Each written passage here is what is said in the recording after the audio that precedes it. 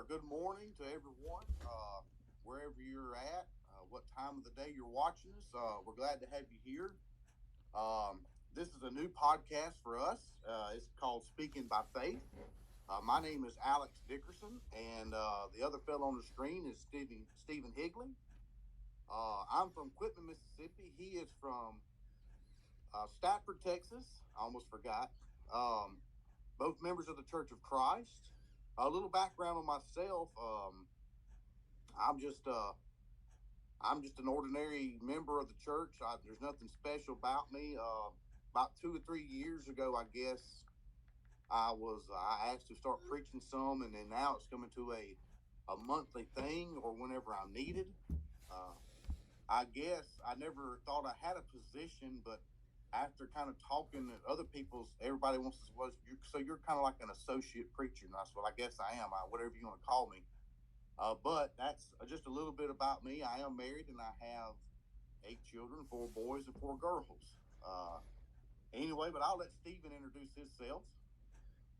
Okay, glad to be here with Alex. My name's Stephen. As was mentioned, I am in Stafford, Texas, and I've been preaching for about 15 years and married to a lovely wife, Hannah, and then I have 2 boys, and very excited to be a part of this program. We have a good setup ready for you, and we hope that you can learn along with us. And so this whole program is designed to be more of an actual study type format and discussion rather than just more of a script.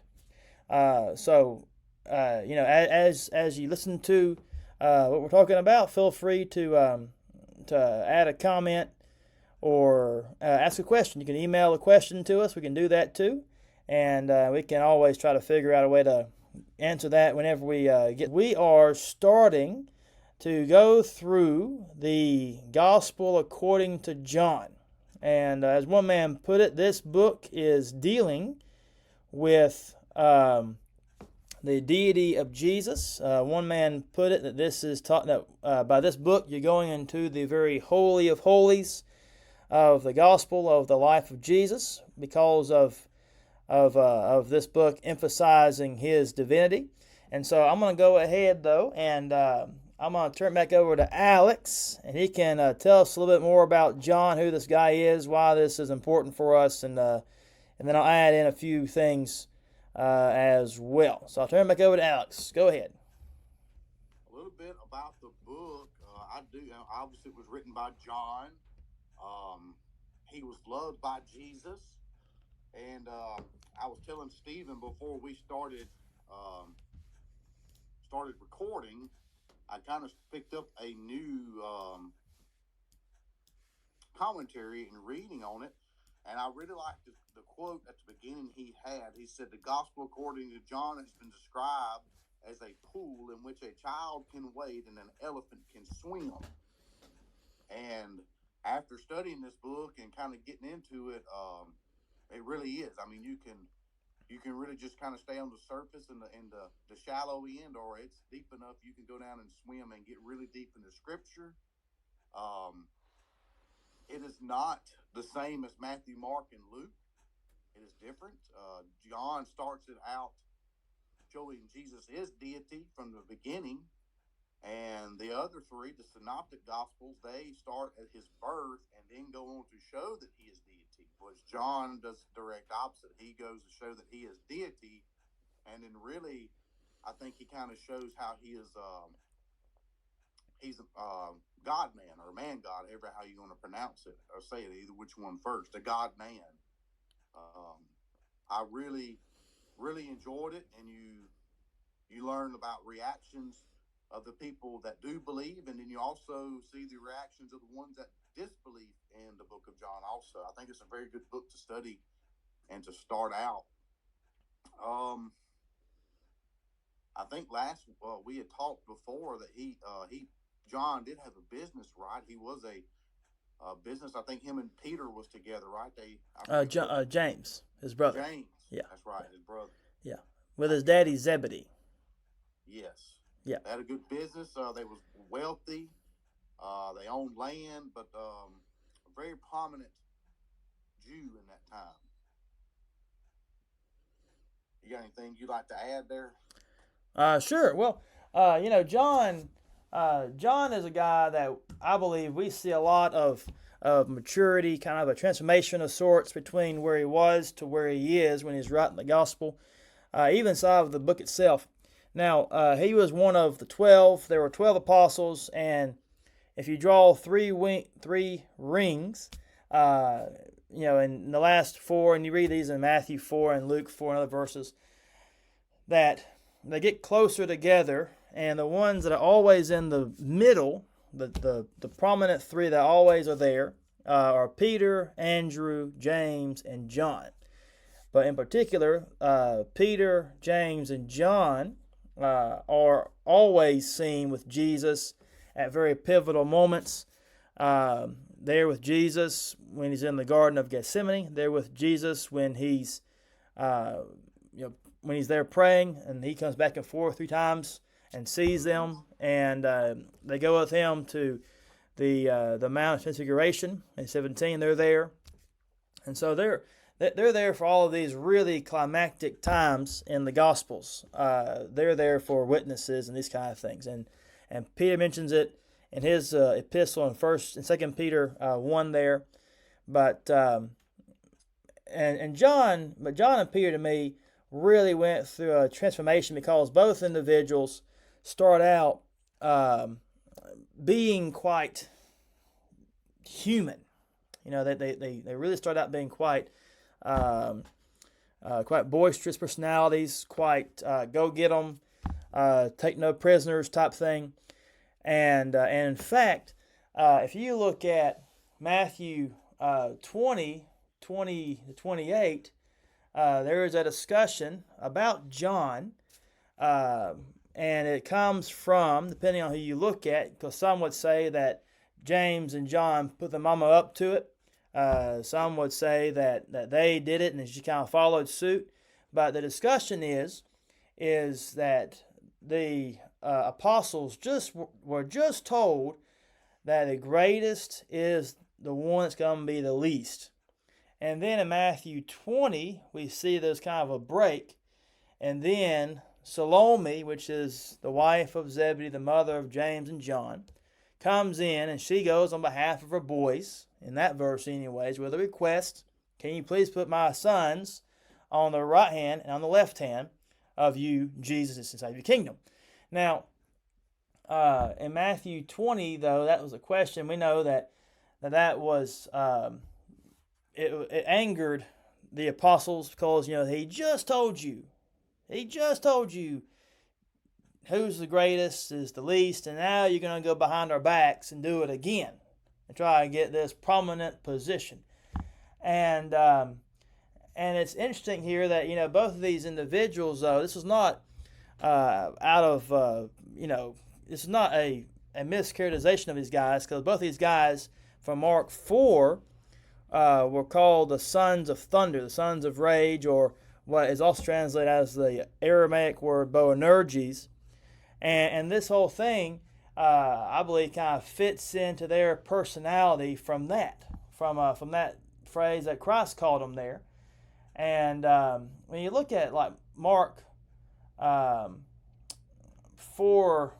there, and how they were really wanting to send down thunder and lightning upon this unbelieving city, that it's interesting that Jesus says, we're not in that business to do that.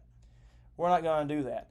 But and when these guys are trying to do that, and now the left hand and the right hand is what Mama's asking for them, and in the Bible, the left hand is associated with those that are preparing for battle. Those might shoot bows and arrows, or arrows with the bows.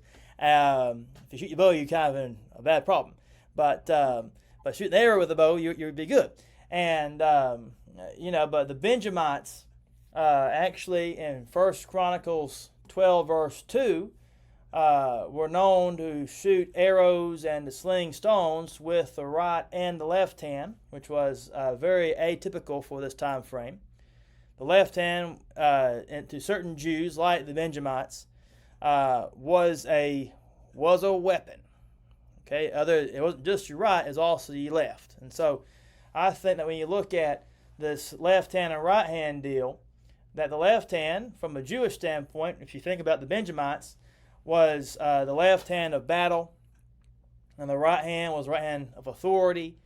And then in Luke 9:54, against those unbelieving Samaritans, it says, "Lord, do you want us to command?" There's authority, fire to come down from heaven and consume them. That's battle, just as Elijah did.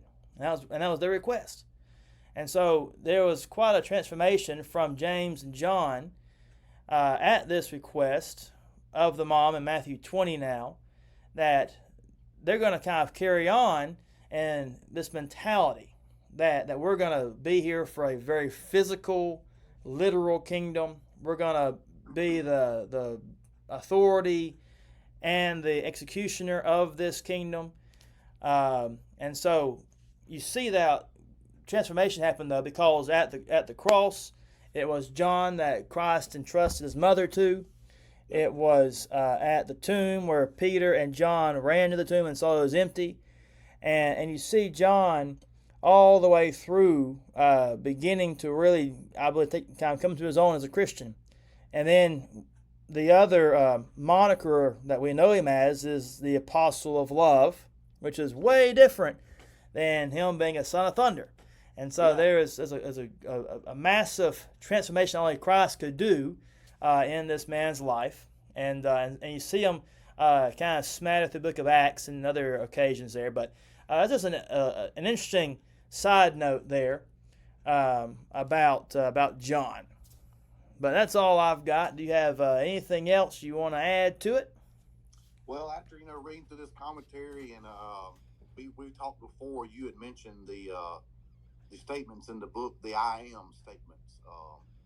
I believe this commentary said there's 7 of them that refer to that is the I am, his claiming deity, and I think that's fairly neat.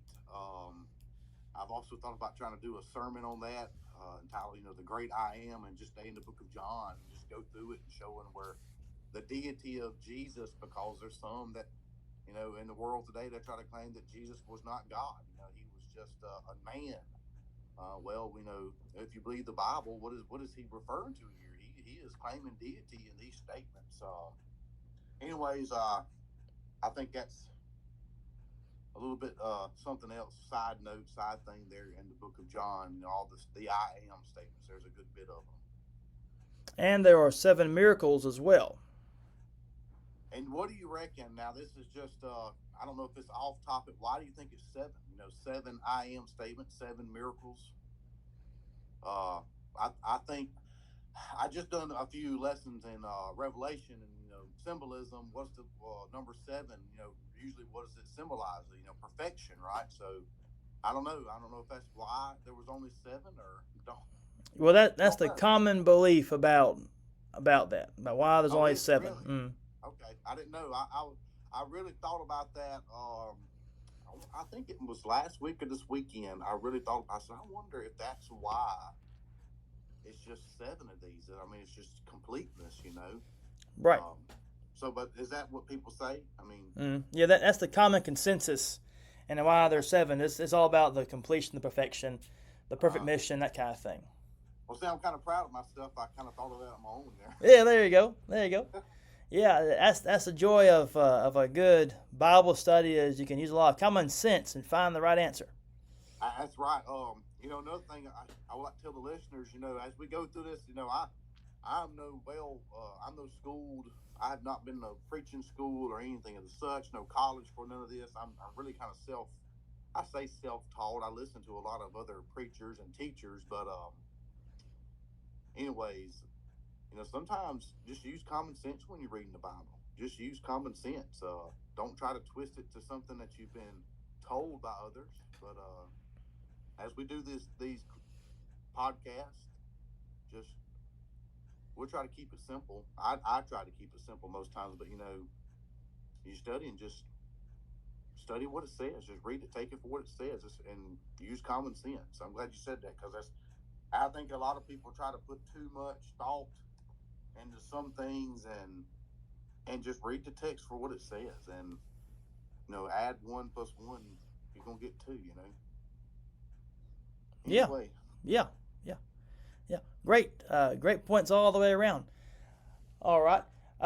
So this will be the end of our first episode. So be sure that you join us for our second one, which will deal with the actual beginning of the text of John 1. And so we desire that you would come back and hear that one too. It's going to be a good one. And so we hope that you have a great rest of your day, and we'll see you again next time. Okay, have a break. All right, goodbye.